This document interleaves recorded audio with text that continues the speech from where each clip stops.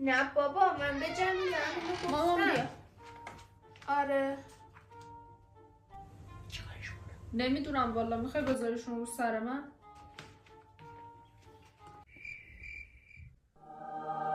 خب بدون چی گفت؟ مامان من دارم با دوستان میرم بیرون، احتمالا شبم نمیام، با ماشین بابام دارم میرم گواهینامه‌ام خب میدونی ندارم.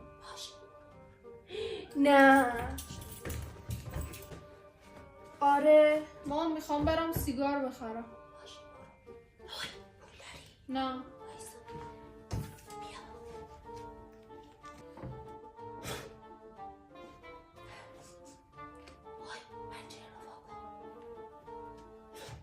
باش. آره مامان من دارم برای همیشه از این خونه میرم، میخوام مستقل شم.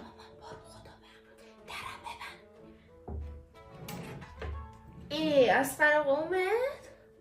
خب باش حالا بعدم صحبت باش کاری نداری؟ قربونت خداحافظ. فاطمه خالد میگه که فاطمه